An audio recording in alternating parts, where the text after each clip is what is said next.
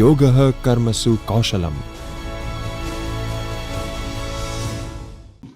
तो चलिए, आप सभी को नमस्कार। इसमें अपने अपने विषय के बड़े वरिष्ठ अधिकारी लोग और जानकार और सभी तत्वज्ञ विश्लेषक जब जुड़े हुए हैं, मैं थोड़ा सा इस पर चर्चा करूंगा कि इंडियन नॉलेज सिस्टम का जो हिंदी अनुवाद करेंगे जब हम, तो हो जाता है भारतीय ज्ञान परंपरा, यही है ना। जबकि सिस्टम शब्द का अर्थ होता है प्रणाली। इंग्लिश में सिस्टम शब्द का अर्थ प्रणाली है। अच्छा, और परंपरा और प्रणाली में थोड़ा सा बारीकी अंतर भी। अब उसमें हम लोगों ने इंडियन नॉलेज सिस्टम जो जोड़ा है, उसका अभिप्राय ये हुआ कि भारतीय ज्ञान परंपरा। अब इसमें हमको पहले भूतकाल में जाना होगा, उसकी उपयोगिता पर ध्यान देना होगा, उसके उद्देश्य पर ध्यान देना होगा और उसके प्रयोजन पर ध्यान देना होगा, और वर्तमान में उसको क्यों हम स्वीकार करें, इसकी आवश्यकता पर ध्यान देना होगा। तो हम इस क्रम से चलते हैं कि भारतीय ज्ञान परंपरा प्रारंभ कहाँ से हुई और इसको आज तक परंपरा में क्यों लिया गया। पहली बात तो ये कि ज्ञान शब्द का पर्यायवाची मूल शब्द है वेद। वेद शब्द का अर्थ ही होता है जानना। वेद शब्द का अर्थ होता है जानना, और जानने का अर्थ ही होता है ज्ञान। तो ज्ञान शब्द के 3-4 पर्यायवाची शब्द भी हैं। एक अर्थ है विद्या, एक अर्थ है ज्ञान, और एक अर्थ है वेद। लेकिन वेद शब्द 5 धातुओं से, संस्कृत में एक नियम है, आप कोई सा भी शब्द बोलेंगे तो उसके रूट पर जाना होगा। रूट मीन्स ये कौन से शब्द से बना है और इसका मूलार्थ क्या था। उदाहरण के लिए मैं आपको एक जानकारी दे देता हूं, फिर हट करके 2 मिनट में। गाय शब्द का अर्थ, गाय एक प्रजाति है, पशु है, लेकिन उसका नाम गोह शब्द क्यों लिया गया। कुछ और भी नाम आप दे सकते थे, और उसका पर्याय जो आप लैटिन भाषा, फ्रेंच और जर्मन में यदि काऊ कहते हैं तो गो शब्द का समानार्थी अर्थ नहीं बनता। क्यों? मैं इसलिए उदाहरण दे रहा हूं कि कोई भी हम शब्द जब चयन करते हैं तो उसके मूलार्थ में जाना पड़ेगा, और मूलार्थ उसका यह है कि गच्छति इति गौ। जिसमें गतिशीलता हो उस प्राणी का नाम गाय कहा जाएगा। अब आप ये प्रश्न भी कर सकते हैं कि जितने भी प्राणीधारी जीव हैं वो सब के सब गतिशील हैं। नहीं, ऐसा नहीं। गम धातु से 2 प्रत्यय होकर के आएगा, गच्छति इति गौः। 24 घंटे जिसके अंतर जगत में संचरण गतिशीलता रहे, ऐसे प्राणी का नाम गाय है। इसलिए वेद में जो ये बात मानी गई कि वेद शब्द का अर्थ विद धातु से वेद का अर्थ ज्ञान लिया, तो जबकि वो 5 धातुओं से वेद शब्द बनता है, जिसका अर्थ होता है विद्रि लाभे, माने लाभ करना, प्राप्त करना, विचिकित्सायाम कोई क्रिया करना, जिज्ञासा करना और ज्ञान प्राप्त करना, और उसके विषय में एक विशिष्ट ज्ञान प्राप्त करना। तो उसमें कई तरह से धातुएं लागू हैं। तो वेद शब्द एक बना और अर्थ इतने आए। इसीलिए जो भारतीय ज्ञान परंपरा में वेद शब्द को इसलिए हम ले रहे हैं कि ज्ञान की परंपरा वेद विद नामक शब्द से ही प्रारंभ हुई, जिसका अर्थ होता है जानना, समझना, विचारना, जिज्ञासा करना, प्राप्त करना और लाभ को होना। तो अब प्रश्न यहाँ ये आ जाता है कि वैदिक काल में जो ये ज्ञान प्राप्ति का साधन था, मैंने पहले से आपको बताया है कि वेद जो हम कह रहे हैं ना, भारतीय ज्ञान परंपरा को, इसको 5 भागों में देखना पड़ेगा कि आखिर इसका प्रयोजन क्या था, उद्देश्य क्या था और कारण क्या थे, उपयोगिता क्या है और आवश्यकता क्या है। आवश्यकता वर्तमान के संदर्भ में जोड़ना पड़ेगा। तो अब सबसे पहले आपको ये देखना पड़ेगा कि वेद का अर्थ हुआ ज्ञान, और उस ज्ञान प्राप्ति की आवश्यकता मनुष्य को क्यों पड़ गई, क्या जरूरत थी। अन्य भी तो प्रजातियां हैं सृष्टि में, बहुत से हैं, बिना ज्ञान के भी अपना जीवन यापन करते हैं। तो फिर इसमें मनुष्य को इसकी क्या आवश्यकता हुई? शिक्षा, शिक्षा का अर्थ भी विद्या होता है, विद्या ज्ञान वेद एक ही है। तो इसका अभिप्राय हुआ कि मनुष्य का जो जीवन है वो काल में विभाजित है। अभी राबिया साहब उस समय कह रहे थे ना, space and time. So Indian space and time, इसके आपको बहुत बारीकी से समझना पड़ेगा कि स्पेस माने जो हम लोग आकाश के तत्व को मानते हैं, और टाइम माने काल तत्व को, और यही दोनों चीजें नित्य हैं, बाकी सब की सब अनित्यता में दिखाई देती है। इसलिए न्याय शास्त्र ने दोनों को नित्य माना है, स्पेस को भी और टाइम को भी, और इसको जोड़ा है मनुष्य के जाति से। ये कहा गया कि भाई मनुष्य को जीवन में करना क्या है, तो उन्होंने 4 प्रकार के उद्देश्य बताए। और देखिए संस्कृत में एक और कहावत है, प्रयोजनम अनुद्देश्य मंदोपी न प्रवर्तते। बिना किसी रीजन के कोई भी व्यक्ति कोई भी क्रिया नहीं करता, इवन पशु भी। जब तक आप कोई भीतर से विचार करके उद्देश्य नहीं बनाएंगे, तब तक आप उसमें क्रियाशीलता में नहीं आएंगे, वो क्रिया कर ही नहीं सकते। इसलिए जब मनुष्य की सृष्टि हुई तो ये हुआ कि ये पूरे जीवन काल में क्या करेंगे, तो उसके उद्देश्य बनाए गए, और उसी उद्देश्य का नाम हुआ चतुर्विध पुरुषार्थ। धर्म, अर्थ, काम और मोक्ष। लेकिन ये प्राप्त कैसे होगा, तब इसमें उन्होंने जोड़े 4 वेद। उनसे पूरी बात स्पष्ट नहीं हुई, तो उन्होंने उसमें 6 अंग जोड़े, 6 4 10। फिर पुराण न्याय मीमांसा धर्मशास्त्रम तथैव च, 4 ये भी जोड़े, तो हो गए चतुर्दश विद्या। अब जैसे चतुर्दश विद्या हुई, तो फिर 4 उपवेद भी जोड़े गए, तो हो गई अष्टादश विद्या। इसलिए भारतीय ज्ञान परंपरा के मूल स्रोत जो ग्रंथ हैं, वो ये अष्टादश विद्या के ग्रंथ हैं। 4 वेद, 6 उसके अंग, और 4 जो मैंने और बताए, पुराण न्याय मीमांसा धर्मशास्त्र एंड 4 उपवेदाज। ये हो गए अष्टादश विद्या। अब इन अष्टादश विद्याओं को हमारे प्राचीन काल में ज्ञान की एक राशि माना जाता था। क्यों? अब आपको यदि धर्म का ज्ञान करना, धर्म का अर्थ ये नहीं होता कि कोई तिलक और चंदन लगा के धोती कुर्ता पहन के या मंदिर में जाता है, रोज पाठ पूजा करता, उसको आप धर्म नहीं कह सकते, उसको आप धार्मिक क्रिया कह सकते हैं। सो दिस इज नॉट मतलब फेयर कि वो धार्मिक है कि नहीं, ये डाउटफुल मैटर है। धार्मिक क्रिया करना और धार्मिक होना, ये दोनों अलग अलग बातें हैं। इसलिए धारणा धर्म मित्याहुः, ये जो स्मृतिकारों ने कहा कि जो हमारी एक मानसिकता बन जाती है, जो हमारे पर्व त्योहार तिथि पूर्वज परंपराएं जो चली आ रही हैं, उसको हमने जैसे को तैसा स्वीकार कर लिया, उसको धारण करने का नाम हो गया धर्म। कि हम मनुष्य हैं, तो मनुष्य के जो कर्तव्य हैं उसको हमने धारण किया, तो हम हो गए। तो ये धारणा धर्म मित्याहुः, इसको आगे भी उन्होंने फिर जैमिनी सूत्र ने कहा कि यतो अभ्युदय निश्रेय सिद्धि ही सा धर्म। इसको समझना पड़ेगा, इससे आपके आगे के 3 पार्ट खुल जाएंगे। यतः का संस्कृत में अर्थ होता है जहां से, फ्रॉम, जहां से। अभ्युदय, जहां से, जिन वस्तुओं से आपका अभ्युदय हो और निश्रेयस की सिद्धि प्राप्ति हो, ऐसी क्रियाओं का, ऐसे सिद्धांतों का, ऐसे नियमों का, ऐसे प्रिंसिपल्स वगैरह जो भी बनाए गए हैं, उन सबको हम धर्म कहेंगे। अब यहां फिर आपको थोड़ा सा वो करना पड़ेगा, एक्सप्लेन कि अभ्युदय किसे कहेंगे आप।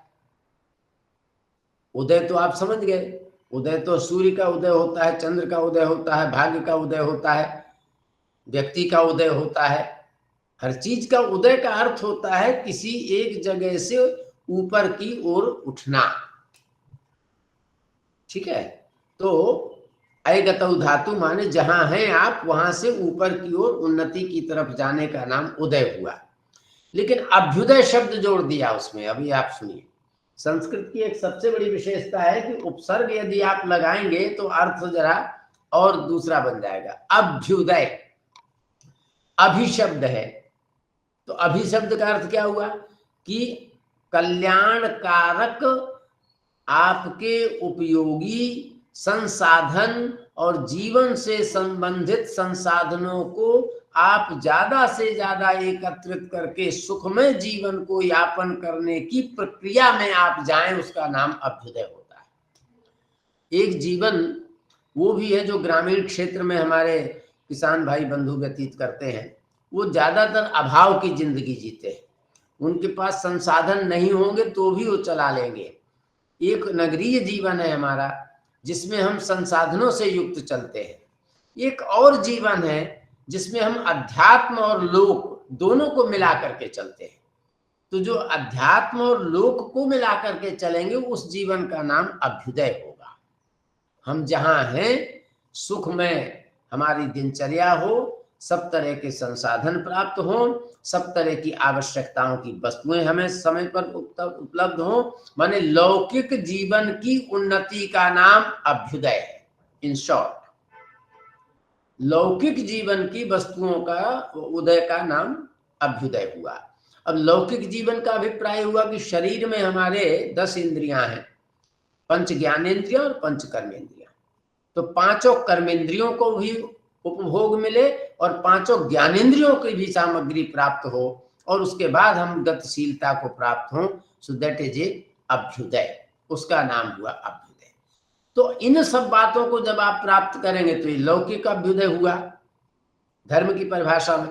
अब एक दूसरा पक्ष उन्होंने दिया है अब निश्रेयस सिद्धि, इसलिए धर्म की परिभाषा बड़ी विकराल है। अब हम भी पहला तो इस ज्ञान का सबसे पहला प्रयोजन है धर्म नामक पुरुषार्थ की प्राप्ति, और धर्म नामक पुरुषार्थ में आपको पहले ये दिया। अब यहाँ बताइए कौन सी संप्रदाय की बात आ रही है, कौन सी जाति की बात आ रही है, कौन से दल की बात आ रही है, कौन से संगठन की बात आ रही है? वैयक्तिक जीवन के अभ्युन्नति की बात आ रही है, वो भी धर्म के अंतर्गत ही है।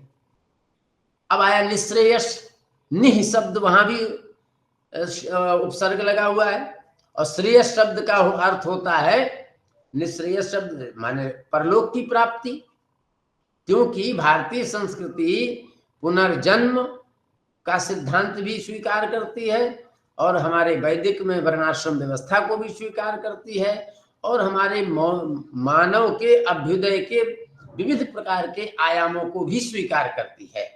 इसलिए निश्रेयस शब्द का अर्थ हुआ मरणोपरांत भी व्यक्ति की समुचित गति प्राप्त हो, इस प्रकार के क्रियाओं का नाम भी धर्म होता है। अब आप इन दोनों को जोड़ लीजिए, लौकिक और पारलौकिक। अब आप और संक्षिप्त में आ जाइए कि जहां पर हमें लौकिक और पारलौकिक उन्नति की प्राप्ति हो, जिन क्रियाओं से, जिन सिद्धांतों से, जिन प्रणाली से, जिन कहना चाहिए तरह तरह के प्रयत्नों से, उस शब्द का नाम हो जाएगा धर्म। तो ज्ञान प्राप्ति का मुख्य पुरुषार्थ हो गया पहले धर्म। तो धर्म की प्राप्ति के लिए जब चारों वेदों के बाद सोचा गया कि भाई चारों वेदों में तो पूर्णतया हर तरह का ज्ञान है, उसका अनुवाद करने वाले ग्रंथ आ गए आपके धर्मशास्त्र। इसलिए उन्होंने कहा 4 वेद और 6 शास्त्र और उसके बाद धर्म शास्त्रम तथैव च, धर्मशास्त्र को उसमें आपको लेना पड़ेगा।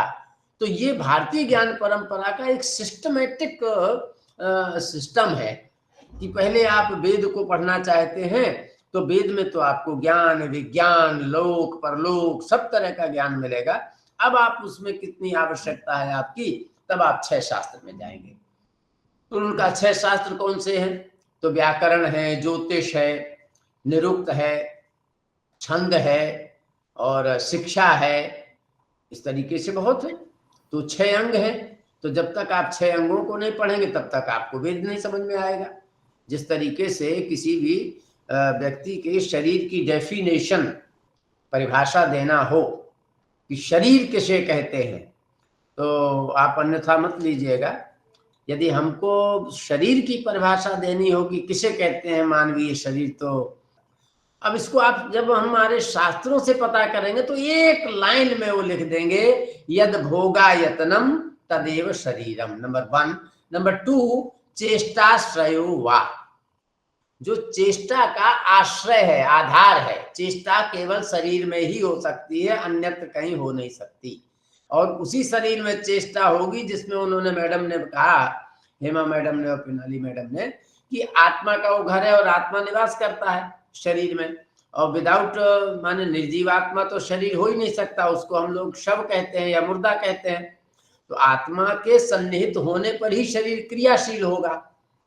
तो अभिप्राय क्या हुआ कि यद भोगायतनम, आयतन कहते हैं साधन, भोग का जो साधन है सो उसका नाम शरीर है। अभी एक लाइन में उन्होंने कह दिया। दूसरा उन्होंने पर्यायवाची शब्द दे दिया कि चेष्टाश्रयो वा, चेष्टाएं माने क्रियाएं जिसमें से की जा सके, तो इसका नाम शरीर है।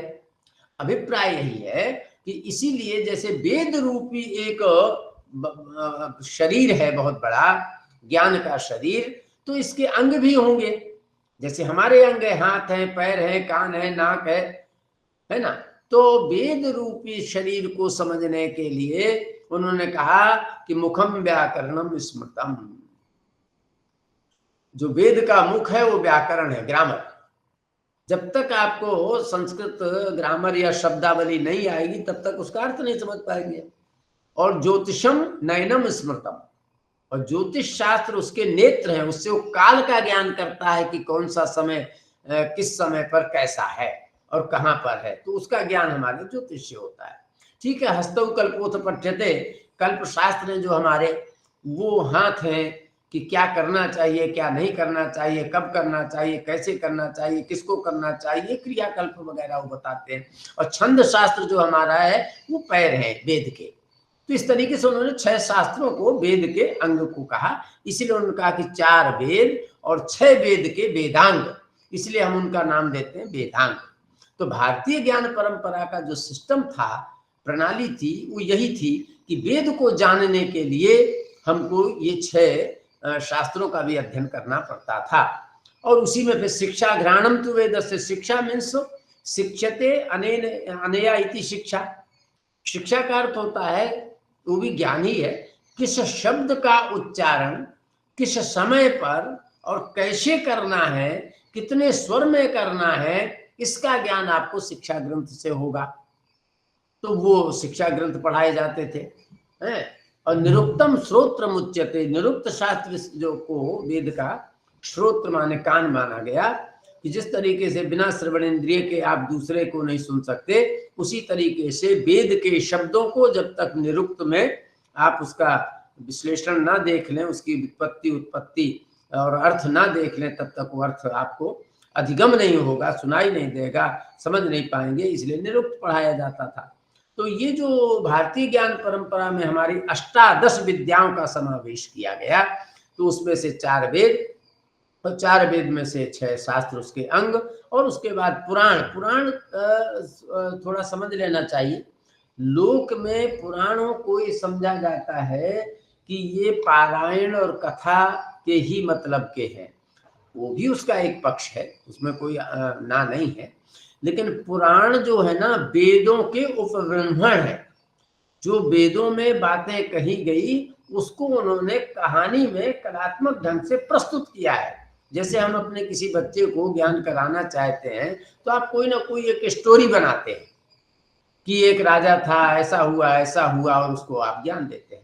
तो पुराण जो है वेदों के ज्ञान को प्रायोगिक पक्ष में प्रस्तुत करने वाला साहित्य है। और ये अष्टादश पुराण सुने होंगे आप लोगों ने कि 18 पुराण है, 18 उप पुराण भी है, फिर 18 उसके भी उप पुराण है, उप पुराण जिसे कहते हैं। इस तरीके से 3 लेयर में है वो। लेकिन पुराण का अर्थ क्या है? फिर उन्होंने कहा भाई पुराण का अर्थ क्या हुआ, और क्या एक ही व्यक्ति के लिखे हुए हैं क्या ये? बहुत लोग इस बात को समझते हैं कि शायद महर्षि व्यास के लिखे हुए हैं, जबकि व्यास 28 हुए हैं। और 28 व्यास का अभिप्राय, जैसे आप कोई कविता करें तो आपको कवि कहा गया, आप कोई लेख लिखते हैं तो आपको लेखक कहा गया। ऐसे व्यास एक पद है, व्यक्ति नहीं है। इसीलिए वो 18 पुराण जो किसी महर्षि व्यास ने जब लिखा एक पुराण, श्रीमद् भागवत महापुराण लिखा तो उसको देखा कि इसका तो बहुत लोक भोग्य हुआ, इसमें बहुत जी है, हर तरह की विद्या है, हर तरह का ज्ञान है। तो इसी तरीके से दूसरे महर्षि ने भी पुराण लिख दिया, तो इसका अभिप्राय हुआ कि उसका एक सिस्टम बन गया कि पुराण में क्या क्या होना चाहिए। तो उन्होंने कहा सृष्टिश्च प्रतिसर्गश्च, सर्गश्च प्रतिसर्गश्च, जिसमें सर्ग का मतलब सृष्टि, इस जगत की सृष्टि कैसे हुई, प्रतिसर्ग का मतलब इसका उपसंहार कैसे होता है, प्रलय कैसे होता है, सर्गश्च प्रतिसर्गश्च, वंशो मनवंतराणि च, कितने प्रकार के ऐसे वंश हुए है ना इस विश्व में या भारत में वंशो। और मनवंतर एक कालवाची शब्द है। इस समय जो चल रहा है, जब से सृष्टि हुई, ये 7वां वैवस्वत मनवंतर चल रहा है। जब आप इसको सिस्टम से देखेंगे तो पता लग जाएगा कि सृष्टि को कितने वर्ष हुए। तो वंशो मनवंतराणि च, तो कहा कैसे, बोले राजानुचरितं चैव, राजाओं के चरित्र भी है इसमें। 2 तरह के वंशों का चरित्र, चंद्रवंश और राजवंश, अरे सूर्यवंश। पुराणम माने हो गया राजानुचरितं चैव पुराणानि पृथक पृथक, तो पृथक पृथक पुराण आए। अभिप्राय हुआ कि पुराणों का जो ज्ञान है वो कथा की दृष्टि से कहा गया, लेकिन पूर्णतया ज्ञान वैदिक साहित्य में जो सांस्कृतिक और आध्यात्मिक, लौकिक और पारलौकिक ज्ञान छिपा हुआ था, उसको कथानक की दृष्टि से, कथानक की शैली से उसको प्रस्तुत किया समाज को। तो ये पुराण हो गए। पुराणम धर्मशास्त्रंच और मीमांसा, अब मीमांसा पर भी चर्चा करेंगे। तो इस तरीके से 4 वेद, 6 शास्त्र और धर्मशास्त्र, पुराण, मीमांसा, ये हो गए 4। तो 10 और 4 14 हो गए। अब रह गए 4 और। तो उन्होंने कहा कि 4 जो है उपवेद हैं।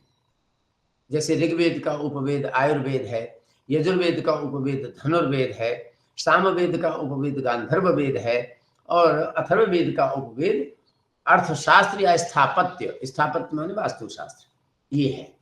ये 18 विद्याएं भारतीय ज्ञान परंपरा को प्रचारित, प्रसारित और उद्भावित करने वाली विद्याएं थी।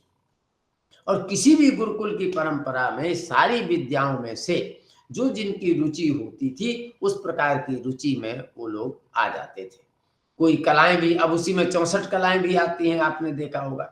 तो मेरे कहने का अभिप्राय ये था कि जो ज्ञान प्राप्ति का जो हेतु है, रीजन है, कारण है, उद्देश्य है, प्रयोजन है, वो ये 4 थे। कि धर्म किसे कहते हैं, हम मनुष्य रह करके हम किस प्रकार का जीवन यापन करें, क्रिया क्या है, अक्रिया क्या है, कर्तव्य क्या है, अकर्तव्य क्या है, भक्ष्य क्या है, अभक्ष्य क्या है, स्पर्श क्या है, स्पर्शा स्पर्श क्या है, दृश्य क्या है, अदृश्य क्या है, दृष्टा दृष्टि क्या है, इन सब बातों का, that is a constitution of the human कह सकते हो आप। ये मानव का एक संवैधानिक मैटर है, आप क्या करना चाहिए, क्या नहीं करना चाहिए। यदि इसके विपरीत जाते हैं तो आप शास्त्र के विपरीत गए, ऐसा माना जाता है। इसीलिए तो धर्म, अर्थ, अब अर्थ का अभिप्राय है कि जब तक जीवन में आप अर्थ की गति नहीं समझेंगे, अर्थ की उपयोगिता नहीं समझेंगे, अर्थ का प्रयोजन नहीं समझेंगे और अर्थ का महत्व नहीं समझेंगे, तब तक कैसे काम चलेगा। और बिना अर्थ के आपका अभ्युदय हो भी नहीं सकता। इसलिए अर्थ के उपार्जन के लिए अर्थशास्त्र, उसमें हमारे यहाँ वाणिज्य शास्त्र भी है, उसी में बहुत से चाणक्य ने अर्थशास्त्र पर लिखा है। चाणक्य जी ने भी, केवल चाणक्य से पहले भी आप लोगों को नहीं है पता, हो सकता है हो भी, बहुत से लोग इसमें, सॉरी मुझे नहीं ऐसा करना चाहिए, बहुतों को पता होगा। जब भी आप भारत में चर्चा करिए और पूछिए कि अर्थशास्त्र के निर्माता कौन है, तो ठोक करके लोग कह देते हैं कि चाणक्य जी, है ना। हाँ, कौटिल्य उसी का नाम है, चाणक्य का ही नाम कौटिल्य। तो अब ये बात कहेंगे तो क्या चाणक्य कहाँ से ले आई भाई? क्या चाणक्य तो अभी के हैं, उनका कालगत ऐतिहासिक काल भी है, तो क्या उससे पहले अर्थ नहीं था क्या? या आर्थिक विषय पर विवेचना नहीं थी क्या? या वाणिज्य विषयक विवेचना नहीं थी क्या? या ये सब चीजें नहीं थी क्या? तो आपको आश्चर्य होगा कि फिर चाणक्य लाए कहाँ से? चाणक्य ने स्मृति ग्रंथों से निकाला। गौतम स्मृति में लिखा है, अत्रि स्मृति में लिखा है, वशिष्ठ स्मृति में लिखा है, मनुस्मृति स्मृति में लिखा है, याज्ञवल्क्य स्मृति में लिखा है, शंख स्मृति में लिखा है, लिखित स्मृति में लिखा है, अगस्त स्मृति में 18 स्मृतियां हैं, उसमें व्यापारिक और आर्थिक वस्तु कही गई है। उसमें उनको उन्होंने क्या किया कि वो विस्तार पूर्वक कहा गया है, इसलिए अर्थशास्त्र कौटिल्य ने उसमें से सूत्रात्मक ढंग से बना दिया और श्लोकात्मक भी बना दिया। उसके कई अधिकरण भी है, अमुक अधिकरण है, दाय भाग है, अमुक भाग है, अमुक भाग है। तो इस तरीके से कहना पड़ेगा आपको कि केवल आप केवल चाणक्य को आदि उद्भावक मानेंगे तो I am not agree with matter, ये तो गड़बड़ बात है कि चाणक्य के से पहले क्या अर्थशास्त्र में सर मैं इसमें एक समस्या खड़ी हो गई। हाँ बोलिए मैडम, कुछ कह रहे हैं? सर आपने जो बात कही धर्म अर्थ काम मोक्ष और जो 4 वेद 18 पुराण ओके और महाभारत, कम आ रही है, थोड़ी सी तेज करके बोले। या रामायण महाभारत आदि इतिहास, आपने 4 वेद, उसके उपवेद और 18 पुराण, वेदांत और रामायण महाभारत आदि इतिहास, ओके ये सब की आप बात की। बट और आप नहीं, आप सुनिए, मैंने भारतीय ज्ञान परंपरा के उन शास्त्रों की बात की जिन शास्त्रों के आधार पर भारतीय ज्ञान प्रणाली चली। में रामायण महाभारत तो आया ही नहीं। हाँ, उसी ट्रेडिशन में सर आता है। सर लेकिन उस टाइम पे जब गुरुकुल सिस्टम था तो उसमें मेरा खाली क्वेश्चन ये है कि गुरुकुल सिस्टम में एक ओवरऑल डेवलपमेंट चरित्र निर्माण का भी सबसे बड़ा योगदान। गुरुकुल शिक्षा प्रणाली का सबसे बड़ा एक सिद्धांत था व्यक्ति के सर्वांगीण विकास को करना। हाँ, और ज्यादा उसका मोक्ष पे भी था। तो मेरा ये कहना है कि ज्यादा तो वो सर वो है ना लाइक अपरा विद्या, अलौकिक विद्या। नहीं, तब आपका पल्लवग्राही ज्ञान है मैडम, आपका एक पल्लवग्राही ज्ञान है। मैं आपको अब जड़ सत्य बताता हूँ। पल्लवग्राही ज्ञान किसे बोलते हैं कि पत्ते पत्ते को आपने कहीं से पढ़ा है। आप सुन लीजिए, वेद जो 4 वेद हैं उसको समझने के लिए 6 अंग जो षडांग हमारे 6 शास्त्र आए, उसके बाद हमारे जो 4 आए ना, मीमांसा, धर्म, न्याय शास्त्र और ये पुराण, उसको और प्रैक्टिकल समझने के लिए उसके बाद और प्रायोगिक और आजीविका की दृष्टि से 4 उपवेद भी उसमें जोड़े गए। जो व्यक्ति आयुर्वेद का ज्ञाता होगा, धनुर्वेद का ज्ञाता होगा तो अस्त्र शस्त्र का निर्माण करेगा, आयुर्वेद का निर्माण करेगा। ठीक है ना? तो प्रश्न अभी आपका ये है। अभी मैं रामायण पुराण महाभारत पर तो आया ही नहीं, तो इसीलिए अब आप समझिए। तो अब अपने 4 तक आए थे। तो अब प्रश्न यहाँ आया था कि जैसे धर्म की प्राप्ति करना है कि अर्थ की प्राप्ति करना है, तो कौटिल्य अर्थशास्त्र जो उन्होंने निर्माण किया वो स्मृति ग्रंथों से सूत्रों को लेकर के अपना श्लोकबद्ध करके स्वतंत्र बनाया। और इसलिए हम लोग ये मानते हैं कि अर्थशास्त्र के निर्माता महामती चाणक्य थे और कौटिल्य थे। पर वो भी तो कहीं से लाए होंगे क्या? उसी समय, उससे पहले नहीं था क्या? चाणक्य का तो काल निर्धारित है ना। तो महाभारत से पहले रामायण काल में भी तो अर्थ की बात हुई है, अर्थशास्त्र की बात हुई है। खुद रामायण में खुद जो है अर्थशास्त्र की बातें मिलती हैं, महाभारत में अर्थशास्त्र की बातें मिलती हैं इस तरीके से। लेकिन उनको सूत्रात्मक ढंग से, बहुत व्यवस्थित ढंग से करने का काम आचार्य चाणक्य ने किया है, कौटिल्य ने, इसलिए उनका नाम लेना स्वाभाविक है। जैसे आप हमारे आर्यभट्ट जी का नाम ले सकते हैं कि जीरो के उद्भावक है वो।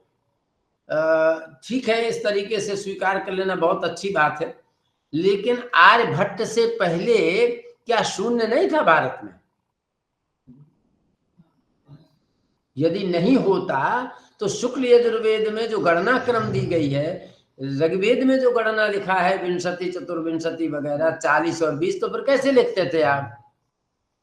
इसका मतलब क्या हुआ कि आर्यभट्ट ने केवल इतनी युक्ति बतलाई कि जीरो को यहां लगाए बिना आप गणित का काम सिद्ध नहीं कर सकते, इसीलिए उनको उसका उद्भावक माना। सेम कंडीशन चाणक्य के साथ लागू है। तो इस तरीके से माने आचार्यों को जो ज्यादा जिसके प्रकाशक हो गए, आपको ये नहीं समझना चाहिए कि ये चीज पहले नहीं थी।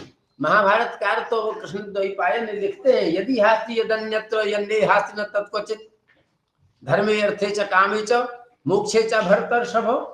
माने महाभारत में धर्म के विषय में, अर्थ के विषय में, काम के विषय में, मोक्ष के विषय में यदि यह अस्ति, जो कुछ भी इसमें कहा गया है, तद अन्यत्र, वही चीज आपको बाहर मिलेगी। जो चीज इसमें नहीं कही गई वो आपको बाहर भी नहीं मिलेगी। इतनी बड़ी चुनौती देने वाला महर्षि कृष्णद्वैपायन व्यास। तो अभिप्राय यही हुआ कि इस तरीके से जो हमारी वैदिक ज्ञान परंपरा है वो इतनी गूढ़, इतनी गंभीर, इतनी उपयोगी और इतनी मोक्षदायिनी, इतनी सुखदायिनी, इतनी कल्याणकारिणी, इस प्रकार की विद्या यदि कहीं विश्व में हुई हो तो बताइए। नहीं, किसी भी भाषा में चारों विधि पुरुषार्थ प्राप्ति का कोई साधन नहीं होगा। आप, मैं कोई भाषाओं का खंडन नहीं कर रहा हूं। लैटिन में आप जाइए, लैटिन में अध्यात्म को उन्होंने जरा से चैप्टर में जो है क्लियर कर दिया, बाकी सब अन्य चीज है। ग्रीक और ग्रासमान के सिद्धांत में उन्होंने वहां लिखा भी है।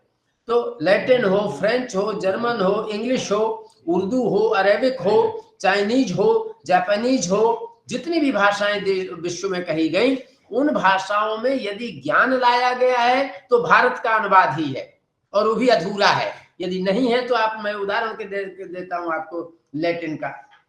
लैटिन वालों ने मंगलिया, बुधिया, सोमिया, ये कहां से पाए भाई?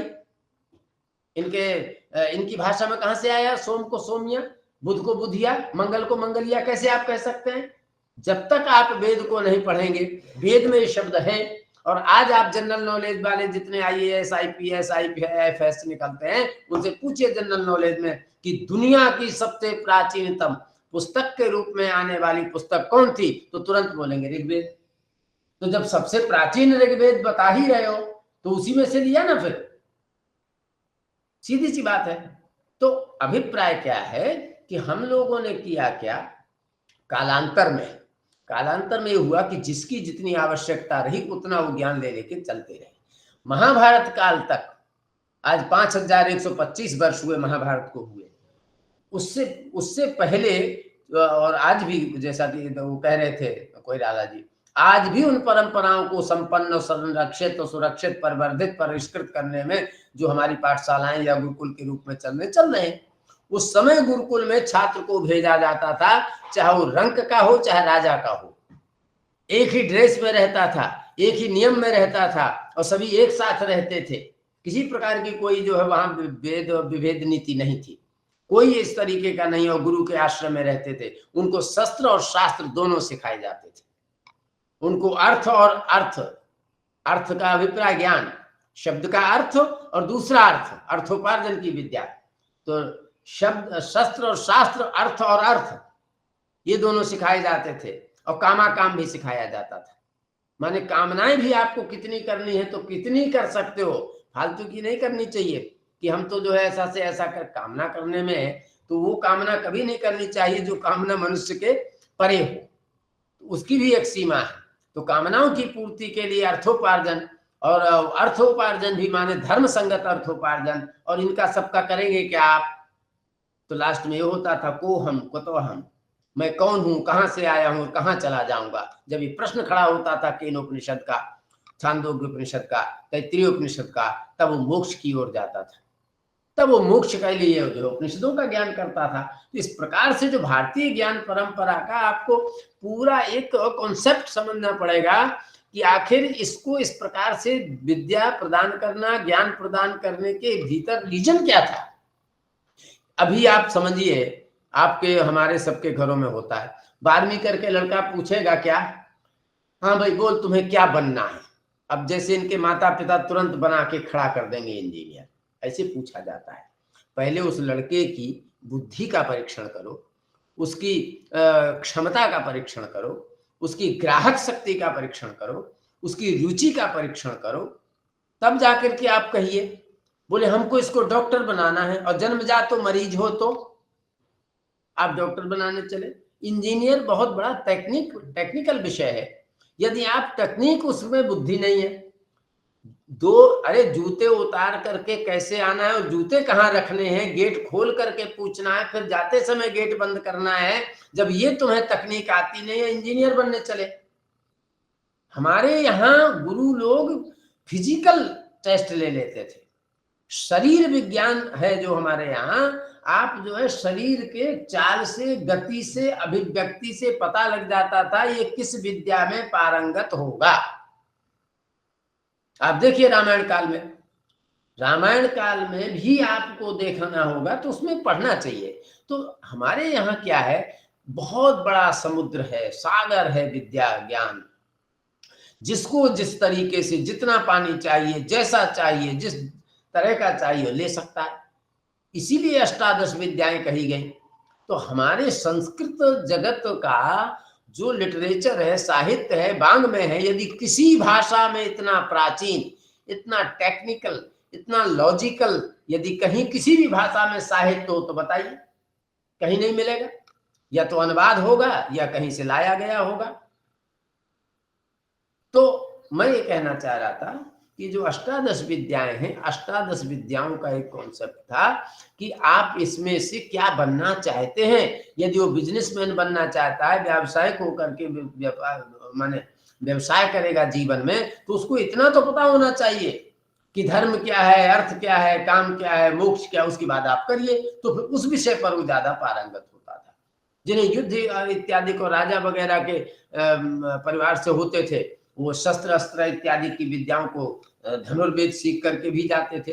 तो जैसे आज हमारे यहाँ कैसी चॉइस है, एक कंपलसरी पेपर होता है ना, जिसको अभी बीच में इससे नई शिक्षा नीति में यही तो हुआ कि जो उसका मूल विषय है, मूल उसका जो रखना चाहिए वो आप रखिए, फिर माइनर जो सब्जेक्ट रखा जाता है वो इसीलिए रखा जाता है, उसका सपोर्टिंग होता है वो, कि इसको पूर्ति करने के लिए इसको सपोर्ट करेगा। यही क्रम हमारे यहाँ वैदिक ज्ञान परंपरा में था कि वेद का ज्ञान, वेद से निकला हुआ जो ज्ञान है वो इन शास्त्रों में है। अब इसके बाद आपको जिस क्षेत्र में जाना हो उससे सपोर्टिंग वाला शास्त्र ले आइए, उसके आप विशेषज्ञ बन जाइए। इस प्रकार की जो प्रणाली थी, हमारी सिस्टम था, उस समय के काल में आप देखिए, नहीं तो आप जितने हिस्ट्री वाले इतिहासकार हैं उनसे पूछिए, क्या प्राचीन काल का व्यापार विगलित था, विस्खलित था क्या? क्या प्राचीन काल के धार्मिक लोग अव्यवस्थित थे क्या, या धर्मान कहना चाहिए अंधानुकरण करते थे क्या? क्या प्राचीन काल के लोग कर्तव्य का विवेक नहीं जानते थे क्या? क्या प्राचीन काल के लोग, राजा लोग भी जब देख लेते थे कि हमारा परिवार संपन्न हो गया, वो वानप्रस्थ होकर के चले जाते थे, मोक्ष के लिए वो भी जाते थे। तो क्या वो अव्यवस्थित समाज था? ठीक है, कुछ चीजें ऐसी है जिसको एक विशेष प्रकार की घटनाओं को मान करके आप उसको नियम नहीं बता सकते। कभी कोई दुर्घटनाएं घट गई तो उन घटनाओं को आप सिद्धांत में नहीं ला सकते, वो एक कालखंड होता है किसी चीज का। इसीलिए कोई कालखंड की कोई घटना घट गई, महाभारत की कौन सी घटनाओं को लेकर के आज के लोग के पता है क्या टिप्पणी करते हैं, महाभारत में ऐसा हुआ, महाभारत में। भाई महाभारत को समझने के लिए महाभारत की मानसिकता चाहिए, महाभारत की समझने के लिए महाभारत की बुद्धि चाहिए।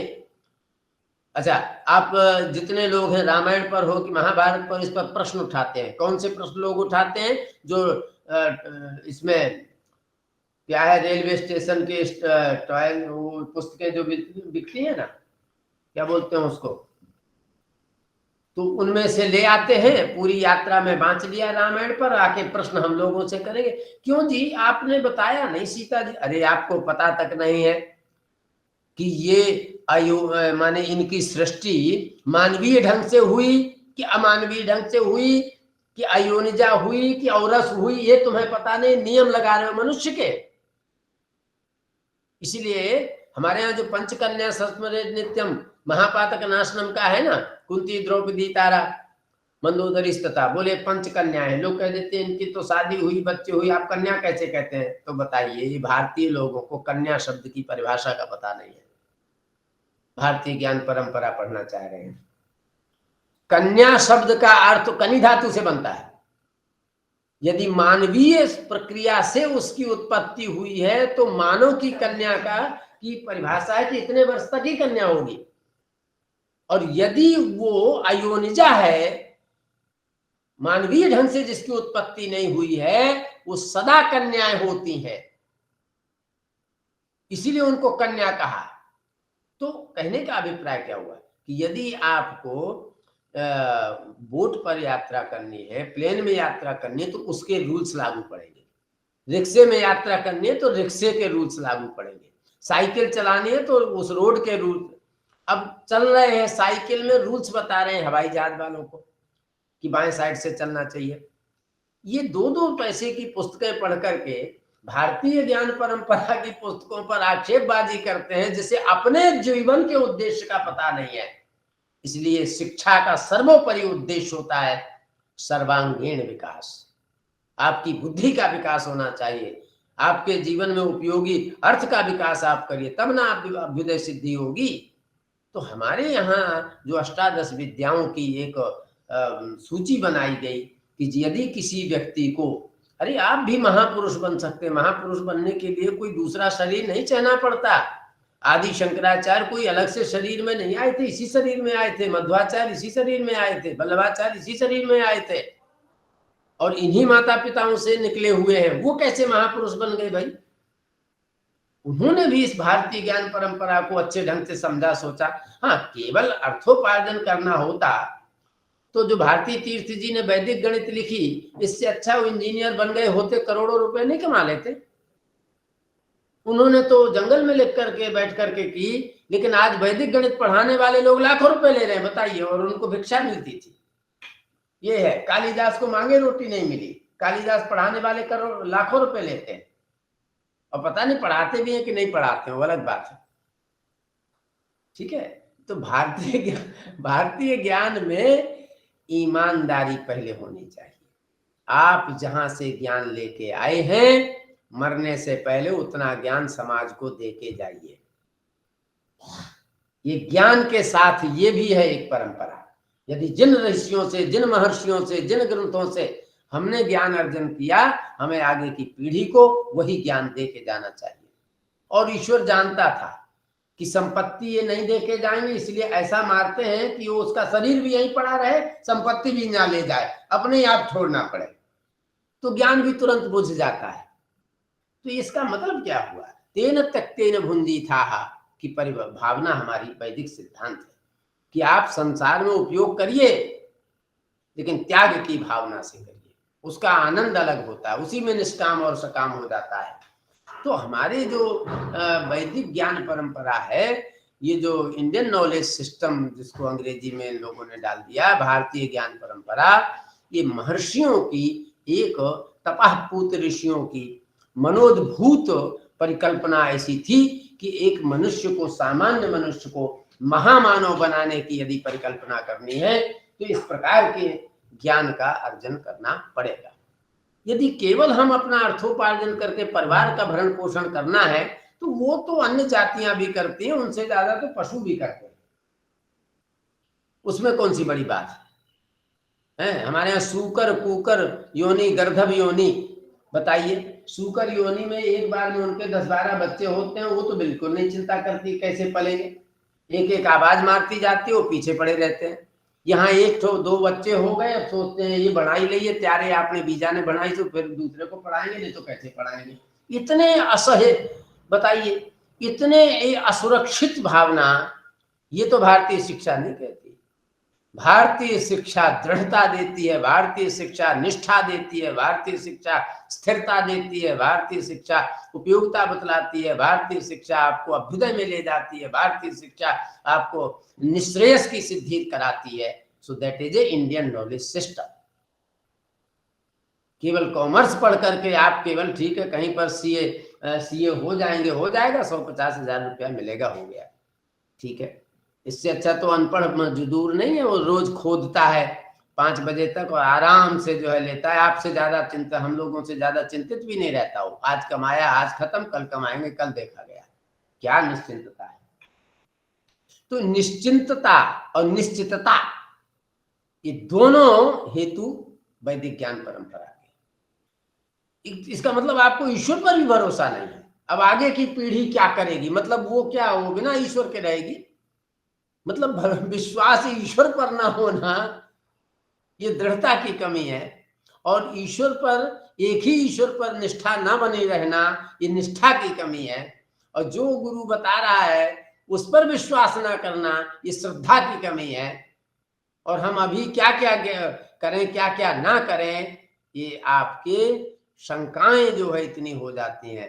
लेकिन भारतीय ज्ञान परंपरा में जब इन अष्टादश विद्याओं में से मूल मूल बातें जितनी आपको चाहिए, जिन जिन विषयों पर आपको अध्ययन करना है कर लीजिए, वो व्यक्ति निश्चिंतता में भी जाएगा, निश्चितता में भी जाएगा, दृढ़ता में भी जाएगा, स्थिरता में भी जाएगा, और उपयोगिता में भी जाएगा, और परलोकता में भी जाएगा। ये है भारतीय ज्ञान परंपरा का औचित्य। तो हमें ये देखना पड़ेगा कि भारतीय ज्ञान परंपरा के उद्देश्य हुआ करते थे, प्रयोजन होता थे, उसका मतलब था दैट इज ए विजन। उस समय शिक्षा का एक विजन था, और आज शिक्षा प्रोफेशन में है। ये फर्क है। हम प्रोफेशन में चले जाते हैं। अब कॉमर्स पढ़ लिया तो वो कॉमर्स के ज्ञाता हो गए, बाकी दुनिया का उसको कुछ पता नहीं। यदि वो टेक्नोलॉजी में गया तो वो भी टेक्नोलॉजी में चला गया, उसके बाद उसको कुछ आर्ट्स या कला का इनका सबका ज्ञान नहीं है, है ना। तो फिर कैसे होगा। इसलिए मनुष्य को ये देखा गया, वेदों में जो बात कही गई, क्या कहा गया वेदों में, क्या उन्होंने स्पष्ट लिखा कि सत कर्माणि जिजे शतज्ञो समाह। स्पष्ट शुक्ल यजुर्वेद का 40वें अध्याय का दूसरा मंत्र पढ़िए। पहला ही मंत्र आपका उपदेश दे रहा है, ईशावास्यमिदं सर्वं यत् किंचित जगत्याम जगत तेन त्यक्तेन भुंजीथा मा गृधाः कस्य शुद्धनम। फिर उन्होंने लिखा कि जिजीवे शतज्ञो समाह। यदि आप 100 वर्ष तक जीना चाहते हैं, आप कामनाएं करिए लेकिन कर्म करते रहिए। अब प्रश्न यहाँ आएगा कैसा कर्म करें, तब आपको भारतीय ज्ञान की याद आएगी। कर्म किसे कहते हैं, अकर्म किसे कहते हैं, दुष्कर्म किसे कहते हैं, प्रायश्चित किसे कहते हैं, नित्य कर्म किसे कहते हैं, नैमित्तिक कर्म किसे कहते हैं, ये सब परिभाषाएं देनी पड़ेंगी ना। आज हम कहीं भी जाना चाह रहे हैं तो कैसे जाएंगे ये तो देखना पड़ेगा ना। तो इसीलिए उस बात में इतना ही उन्होंने बहुत संक्षिप्त में कह दिया कि आप समझ के चलिए कि पूरा विश्व ईश्वर का ये स्वरूप है, और विवृत रूप में है, अमुक रूप में है, परिणाम स्वरूप में, जिनको जो वेदांतियों को कहना हो कहे, लेकिन तेन त्यक्तेन भुंजीथा। त्याग की भावना से आप उसका उपयोग करिए, चाहे वो घर हो, चाहे बाहर हो, चाहे शिक्षा हो, चाहे कुछ भी हो। क्यों? क्योंकि नहीं करोगे आप ऐसी भावना तो लास्ट में होता वही है, परित्याग तो हो ही जाएगा। तो जब वस्तु हमें संसार में प्राप्त हो रही है तो सद है कि असत है वो हमें ज्ञान होना चाहिए। कब लेना है, कितना लेना है, किसको देना है, कहाँ देना है, कैसे देना है और क्यों देना है, इतना सिखाएगा हमारा। तो ये भारतीय ज्ञान परंपरा में हर चीज का प्रयोजन होता है कि मनुष्य को धर्म अर्थ। अब वो मैडम कह रही थी पिनाली मैडम, तो अब सुन लीजिए, तीसरा आया काम। धर्म अर्थ काम। लोग ऐसा समझते हैं काम शब्द का अर्थ काम शास्त्र से है, नहीं। काम शब्द का अर्थ इच्छाओं से है, कामनाओं से है। मनुष्य की इच्छाएं बहुत मतलब उसकी कोई सीमा नहीं है। अब बताइए, इसमें कंट्रोल नहीं है खुद का व्यक्ति के। वो खुद चाहे कि मुझे कम कामनाएं करनी है, आप अभ्यास करना सीख लीजिए तो भी आप नहीं कम कर पाएंगे। क्यों? क्योंकि मन शब्द जो है ना, मन जो है वो संकल्प विकल्पात्मक है। आज आपने ये कामनाएं करी, कल आपकी 2 और बढ़ गई या घट गई। मतलब ये आपका मन है और आप कंट्रोल नहीं कर पा रहे हैं। आपकी कर्मेंद्रियां हैं, आप नियंत्रित नहीं कर पा रहे हो। आपकी ज्ञान इंद्रियां हैं, आप नहीं जान पा रहे हो। कितने परिवश हैं आप, कितने आप परवश हैं। लेकिन भारतीय ज्ञान परंपरा में आत्मनियंत्रित संयमित व्यक्ति हो करके और ज्ञान की प्राप्ति करता था। इसलिए वो अनियंत्रित नहीं होता था, असंयमित नहीं होता था, है ना। इसीलिए वो उस तरीके के कर्म भी नहीं करता था, उसको इतना ज्यादा पूछने की जरूरत ही नहीं होती थी। अब आजकल तो सबसे ज्यादा पूछे जाते हैं 3 लोग इस संसार में। एक पूछे जाते हैं वकील, दूसरे पूछे जाते हैं डॉक्टर, तीसरे पूछे जाते हैं ज्योतिषी। और इन तीनों का खूब व्यापार चलता है। भले वो अपने विषय में कितने जानते हैं वो अलग बात है, क्योंकि उनके ऊपर जब ये आफत आती तो वो और किसी से पूछने जाते हैं, आप समझिए। अभी ज्ञान की पराकाष्ठा है। पहले के लोग क्या करते थे कि उन्हें अपने विषय का विचार करते थे, विचार करके वो अपने गुरुजनों से जाके पूछते थे, अपने वरिष्ठ से पूछते थे, और वो अपने अनुभव और ज्ञान के आधार पर उनको निर्णय देते थे। वो कंफ्यूज ही नहीं होता था। तो इस समय जो है संदेह जितना संसार में है कहीं नहीं है, और उस बात को उन्होंने गीता में लिखा, संशयात्मा विनश्यति। आप संशयात्मा बन जाइए, विनाश अपने आप हो जाएगा, किसी को करने की जरूरत नहीं होती है। लेकिन भारतीय ज्ञान परंपरा के ज्ञानार्जन करने का उद्देश्य होता था कि व्यक्ति अपने आप में जो है समर्थ बन जाता है। जहां वो अपनी असमर्थता प्रकट उसकी होती है, वहां वो गुरुजनों से, अपने जो स्पेशलिस्ट लोग हैं, उसके विशेषज्ञ लोग हैं, उनसे जाकर के वो ज्ञान प्राप्त करता था। अब आप ये कहेंगे कि इतने विषयों का एक जीवन में कैसे अध्ययन हो सकता है, प्रश्न ये भी है। तो इसको हम आपको बता देते हैं। इसके लिए ही केवल जीवनियां पढ़ी जाती। जीवन यदि आप किसी का पढ़ते हैं, सरदार पटेल साहब का पढ़िए, महात्मा गांधी जी का पढ़िए, आदि शंकराचार्य जी का पढ़िए, विवेकानंद जी का पढ़िए, जिस किसी की भी जीवन पढ़ लेते हैं उससे कोई मोक्ष की प्राप्ति नहीं होने वाली है। उनके जीवन से प्रेरणा ली जाती है कि इतनी कठिन परिस्थिति में और इतनी कम उम्र में, इतने कम संसाधन में इन्होंने अपने जीवन को कैसे सुरक्षित रखा है, ये आपको उसमें से पकड़ना है।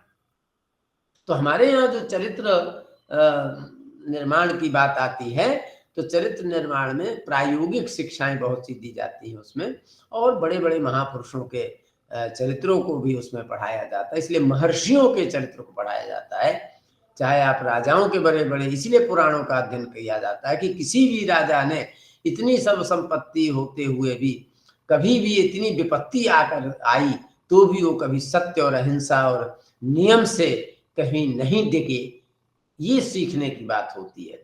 इसलिए भारतीय ज्ञान परंपरा में तो डग डग में, आप पग पग में आप कहीं देखेंगे, किसी भी पुस्तक को आप उठाइए, उसमें उस व्यक्ति का, मनुष्य का कहीं ना कहीं हल, समाधान, संकल्प और उसकी पूर्ति और रास्ता विपत्ति से निकलने का होता था।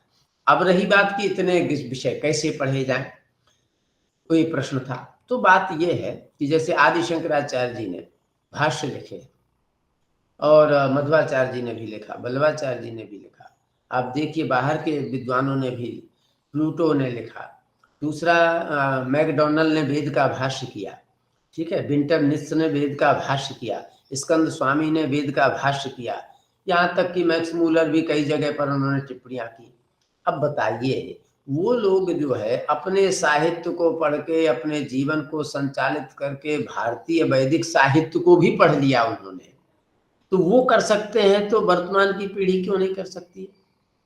आप अपनी क्षमताओं को अक्षमता में क्यों बदलना चाह रहे हैं? व्यक्ति बहुत सक्षमशील होता है, बशर्ते आप उसको नियमित रूप से दिनचर्या में आप परिवर्धित करते रहिए, बढ़ाते रहिए, अपनी क्षमताओं को बढ़ाते रहिए। इस चीज का भी हमारे यहाँ उपदेश है, स्मृति ग्रंथों में है।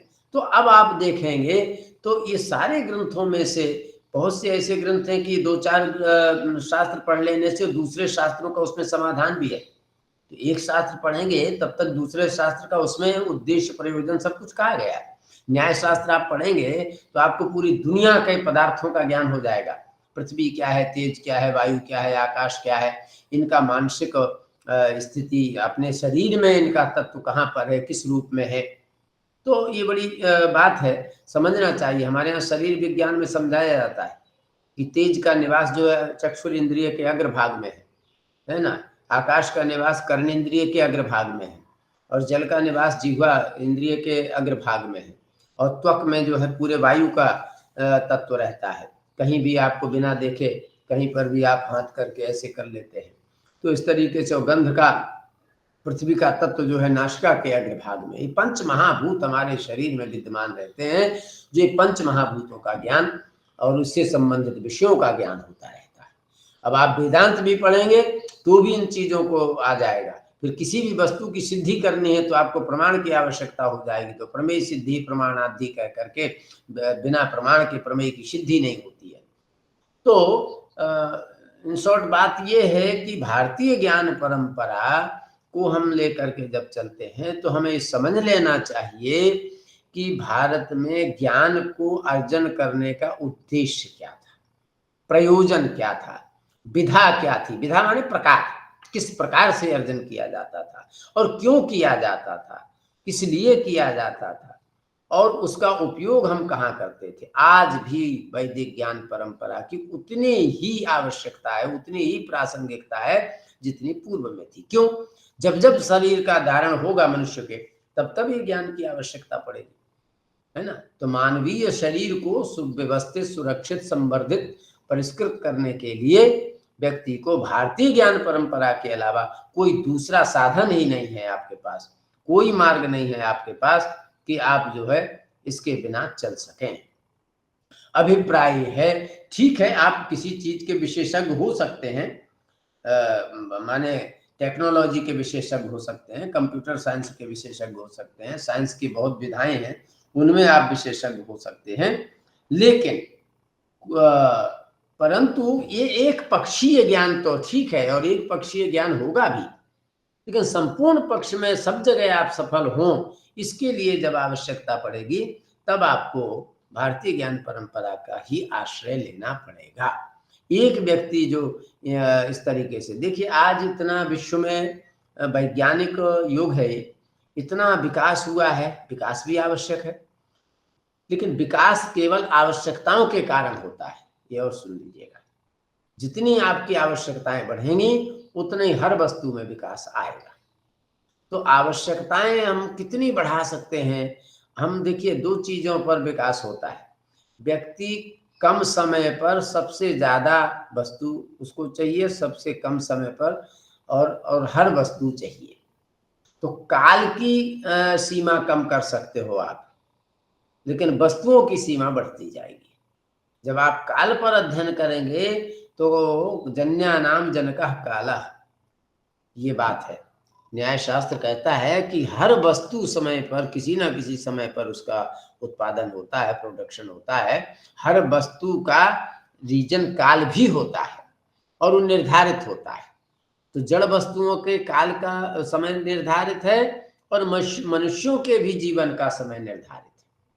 अब आपके ऊपर, जब ये हम लोगों के ऊपर, सबके ऊपर ये है कि भाई ये इतने वर्ष तक जी सकते हैं, एक सामान्य आयु निर्धारण ज्योतिष शास्त्र के अनुसार है, और फिर भी व्यक्ति वो रोगिष्ट होकर के और तरह तरह के रोगों से युक्त होकर के वहां तक खींचता है, तो वो जो जीवन में करना चाहता है वो नहीं कर सकता है। तो रोगार्थ क्यों हो गया भाई, रोग से संश्लिष्ट क्यों हो गया? इसका मतलब है कि उसकी दिनचर्या खराब थी।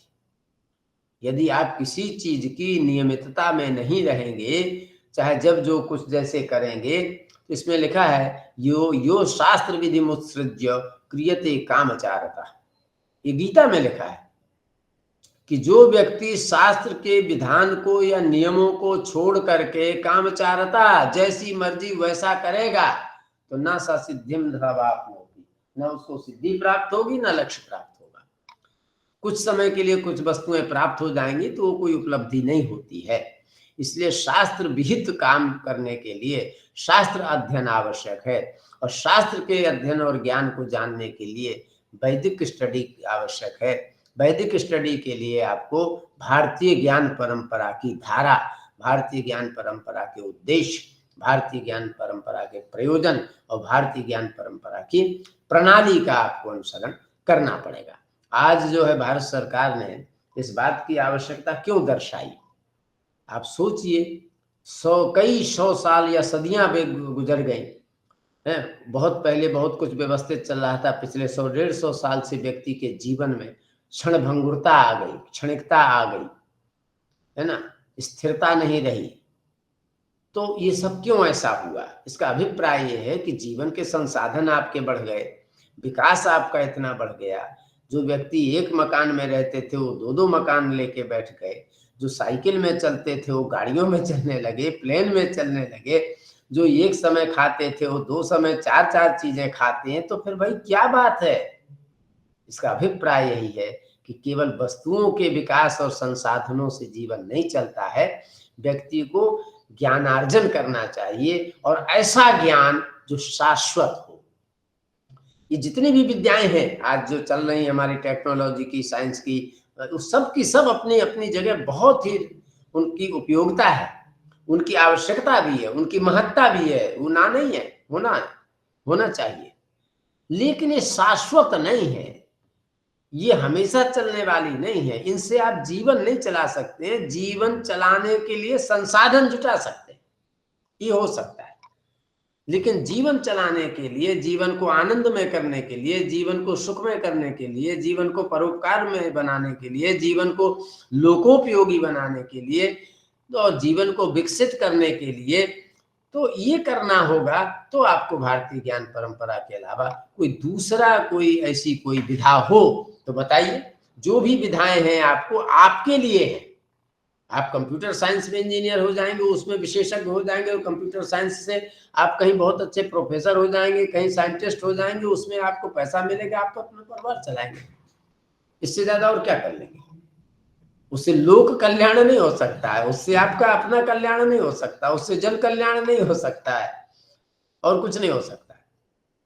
लेकिन ये जो विधा है, वैदिक ज्ञान परंपरा, जो हमारी भारतीय ज्ञान परंपरा है, ये कैसी है पता है? दूसरों के हितों का ध्यान रखते हुए अपने हितों को सर्जन करना और लोकाभ्युदय में प्राप्ति करना, ये इसका उद्देश्य। ये किसी भी दुनिया की किसी भी शिक्षा का ये उद्देश्य नहीं।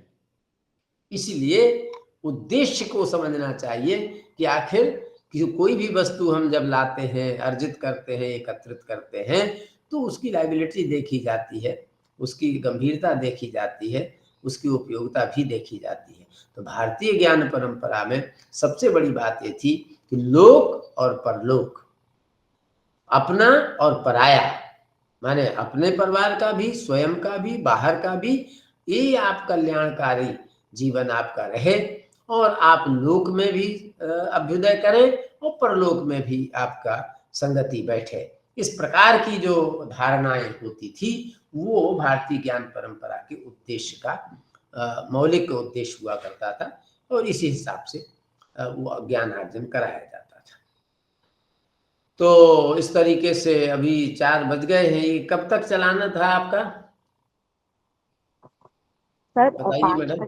सर 5 बजे तक है, पर 3:30 बजे हमको तो राबिया साहब कह रहे थे आपका डिटेल खत्म हो जाए तो फिर सेशन विल बी ऑन है।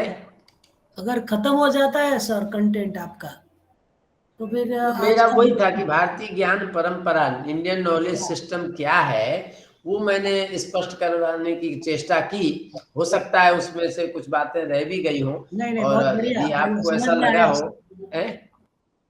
जी समझ सर, में आया, बहुत बढ़िया। कौन मैडम बोल रही है? गायत्री मैडम। Yes sir.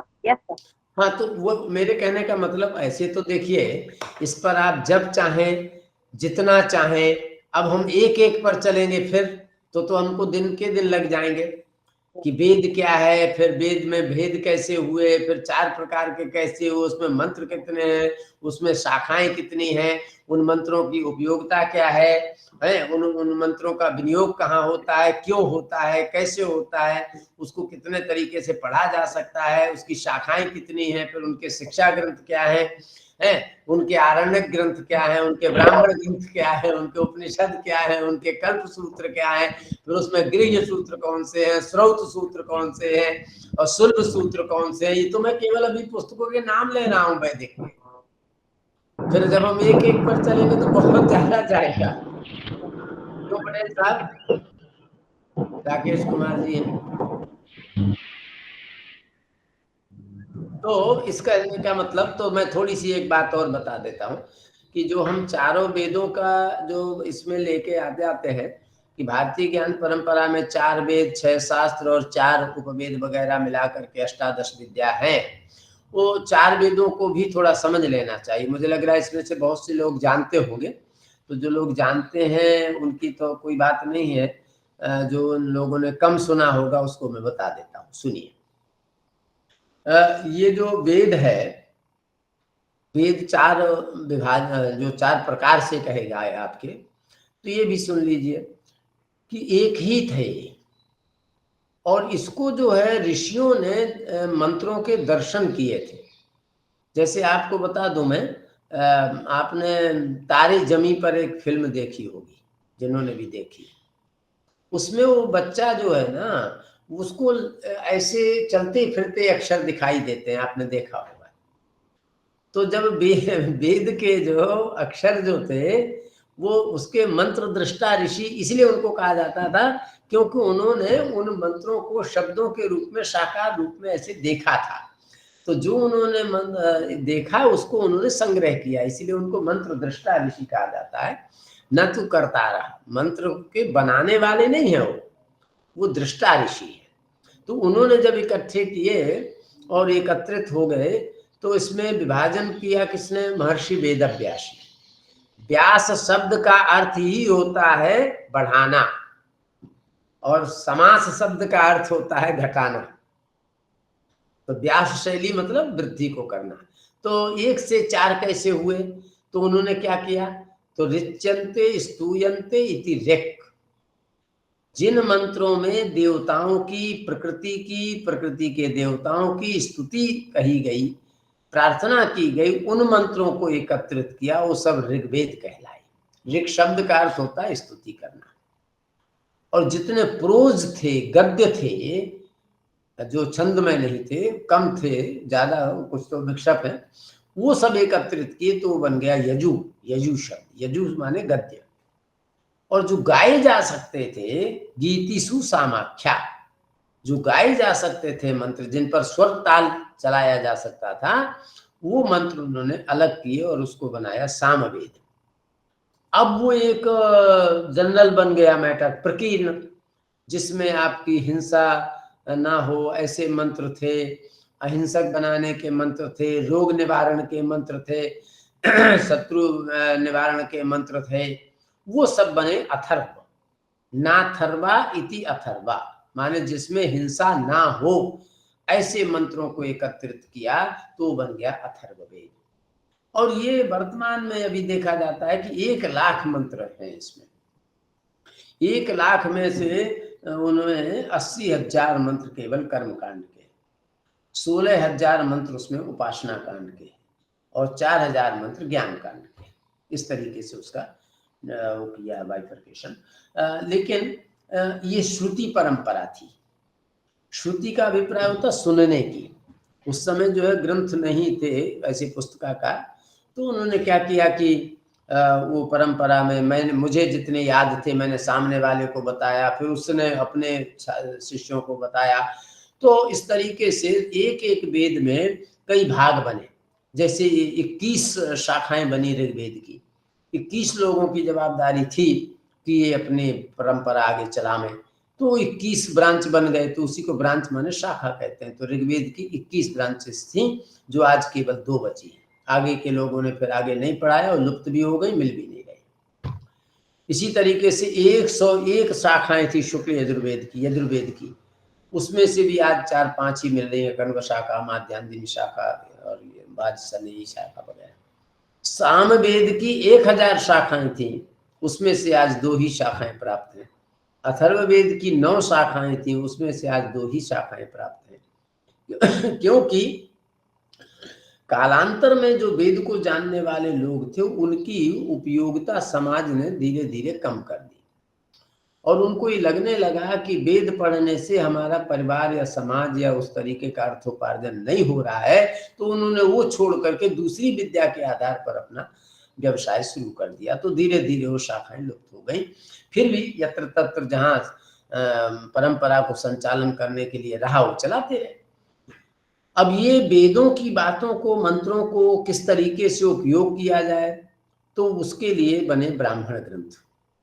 ब्राह्मण ग्रंथ उसका परिशिष्ट भाग है, सप्लीमेंट्री जिसे कहते हो, वो एनेक्सर जिसे कहते हो आप। उसमें उन वेद मंत्रों की उपयोगिता बतलाई कि किस वेद मंत्र का कहाँ पर विनियोग करना है, कैसे करना है, किस क्रिया के लिए करना है, किस समय करना है, कितना करना है, वो सब ब्राह्मण ग्रंथ। तो चारों वेदों की ये शाखाएं थी और इन चारों वेदों के ब्राह्मण ग्रंथ भी अलग अलग है। ऋग्वेद का ऐतरेय ब्राह्मण है, यजुर्वेद का शतपथ ब्राह्मण है, सामवेद के 3 ब्राह्मण है, कौशितकी वगैरह, अथर्ववेद का गोपथ ब्राह्मण है। फिर आरण्यक ग्रंथ आए।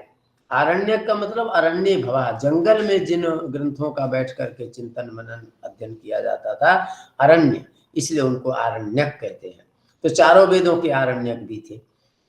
उसके बाद इन वेदों के मंत्रों को किस तरीके से उच्चारण करना है, किस शब्द को कितने स्वर में ले जाना है, कौन शब्द कंठ से निकलता है, कौन शब्द तालु से निकलता है, कौन शब्द जिह्वा से निकलता है, जिह्वा मूल से निकलता है, कौन दंती है, कौन जो है मूर्धना है, मूर्धा है, कौन ओष्ठ वाला है, कौन कैसे शब्द, कौन नासिक है, कौन अनुनासिक है, इन शब्दों को शिक्षा ग्रंथ ज्ञान कराता था। इसलिए प्रत्येक वेद की एक शिक्षा ग्रंथ भी है। ऋग्वेद को पढ़ने की बताने वाला पाणिनि शिक्षा है, यजुर्वेद को पढ़ाने वाला याज्ञवल्क्य शिक्षा है, सामवेद को बताने वाला जो शिक्षा ग्रंथ है वो नारदीय शिक्षा है, और अथर्ववेद को उच्चारण करने का प्रोनाउंसिएशन की शैली बतलाने वाला मांडुक्य शिक्षा भी है, मांडव्य शिक्षा भी है।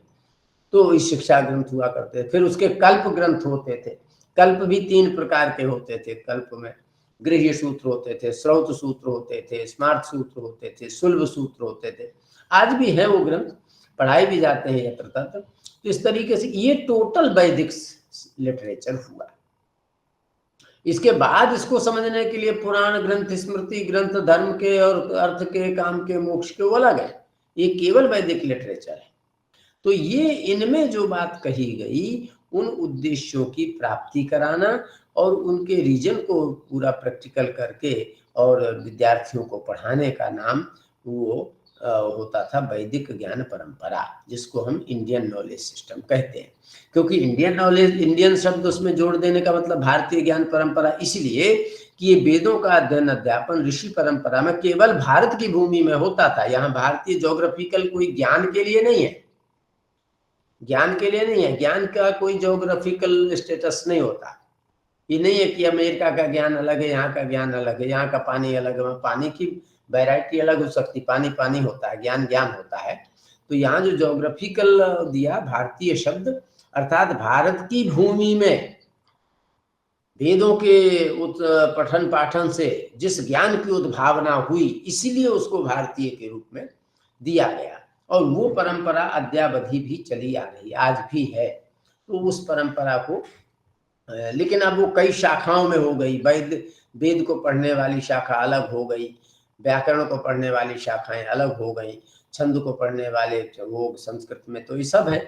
जब भी आप किसी संस्कृत विश्वविद्यालय में जाएंगे तो सारे शास्त्रों के डिपार्टमेंट है, उतने डिपार्टमेंट होते हैं। वेद वेदांग डिपार्टमेंट, ज्योतिष वास्तु डिपार्टमेंट, धर्मशास्त्र डिपार्टमेंट, याग्निकी डिपार्टमेंट, ये सब विभाग है।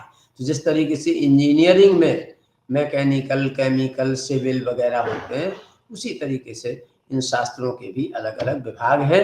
अब एक एक विभाग से भी लोग विशेषज्ञ निकलते हैं। पहले के लोग कई विद्याओं को एकत्रित करके एक भी रहते थे, अब तो एक एक विधा के लोग विद्वान मिलते हैं। वैदिक विद्वान अलग मिलते हैं, व्याकरण के अलग मिलते हैं, साहित्य के अलग मिलते हैं, साहित्य और इनके ज्योतिष के अलग मिलते हैं, वास्तु के अलग मिलते हैं।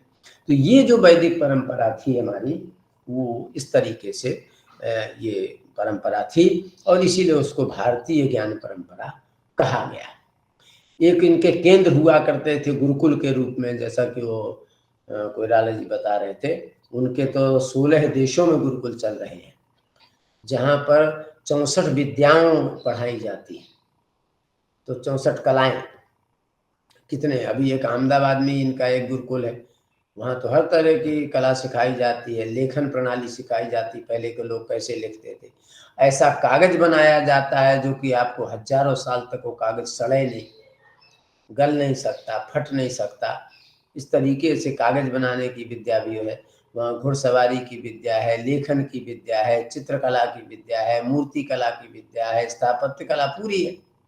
तो गुरुकुलों में रुचि के अनुसार फिर जो जिस विभाग में जाना चाहे चला जाता था, लेकिन सामान्यतया पहले उसको वैदिक ज्ञान, उपनिषद का ज्ञान और इस तरीके का ज्ञान कराया जाता, तो इसलिए उसको भारतीय ज्ञान परंपरा कहते हैं। तो भारतीय ज्ञान प्रणाली और परंपरा का व्यक्ति कभी भी बेरोजगार नहीं मिलता। ये आपको एक बहुत बड़ी बात बता दें। आज आपके यहाँ प्लेसमेंट होता है कि इंजीनियर के निकले तो कितने गए, पॉलिटेक्निक में से कितने गए, कॉमर्स में कितने गए। हमारे यहाँ तो आज उसने एडमिशन लिया और कल से उसकी आजीविका और अर्थोपार्जन चालू। तो हमारे यहाँ की विद्या तो कभी भी इतनी रही कि कभी भी वो व्यक्ति ना भूखा रह सकता है ना भूखा रहने देता है। ये भी एक बहुत बड़ी विधा है हमारे यहाँ।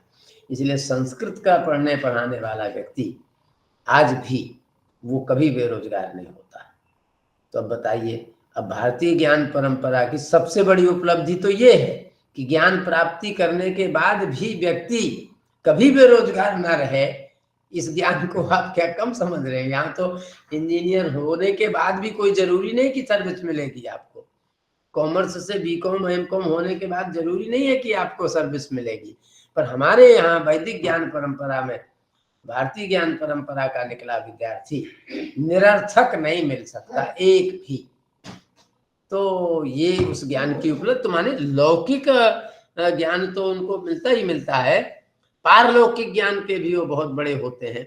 इसलिए एक भी विद्यार्थी हमारा ऐसा नहीं मिलेगा आपको जो डिप्रेशन में हो, आत्महत्या करता हो, दूसरों को परेशान करता हो या भय बनाता हो, दुर्गुणों से युक्त हो, डकैत हो, आतंकवादी हो। ऐसा कोई संस्कृत का पढ़ा हुआ आदमी आप बता दीजिए। यदि कोई कर रहा है तो मान के चलना कि वो संस्कृत का आडंबर जरूर कर रहा है, वो संस्कृतज्ञ नहीं है। इसलिए वैदिक ज्ञान परंपरा का व्यक्ति कभी भी अमानवीय और अनियमित तो हो ही नहीं सकता। ये इस सबसे बड़ी इस वैदिक ज्ञान परंपरा की अवधारणा थी कि मनुष्य के लिए यदि वो उपयोगी नहीं हुआ तो निरुपयोगी तो बिल्कुल नहीं हो सकता। ये इस विधा में सबसे बड़ी उपलब्धि है, जो कि ये आज भी हम देखते हैं। आप कहीं भी चले जाइए तो सचमुच में यदि आप नियम से और विधान से, संयम से यदि उसको उसी प्रणाली से आप अध्ययन करते हैं तो वो इस तरीके का व्यक्ति तैयार होता है। इसी का नाम है मानवता के प्रति सद्गुणों की उद्भावना करने का काम ये भारतीय ज्ञान परंपरा करती है। तो मैं आज इसको यहीं समाप्त कर देता हूँ। आप लोगों को बहुत बहुत धन्यवाद, और आप लोगों ने इतना धैर्य से मुझे झेला ही कहना पड़ेगा। तो और चूंकि ये अचानक, मैं तो हम दोनों कहीं और थे, किसी और कार्य में थे, और वो उनके सामने ये बात आ गई तो हम लोगों को सौभाग्य ये रहा कि चलो प्रबुद्ध श्रोता दुनिया में मिलते नहीं है। आपको सुनो, जानकार लोग मिलते नहीं है। जानकार लोगों को जानकारी दी जाए वो सबसे बड़ी उपलब्धि है हमारी। तो आप सभी के सभी अपने अपने विषयों के विशेषज्ञ हैं, और क्षमा करें आप लोगों को, मैं अभी नहीं समझ पा रहा हूँ। कोई अपनी अच्छी पोस्ट पर होंगे, अपने अपने विशेषज्ञ विषय के होंगे। तो लेकिन मैंने अपनी बात इसलिए कही क्योंकि भारतीय ज्ञान परंपरा में प्रायः उद्देश्य और प्रयोजन और हेतु और उपयोगिता को ध्यान में रख करके ज्ञान और उसकी उपयोगिता होती है। तो दे दी, और आप सबको बहुत बहुत धन्यवाद।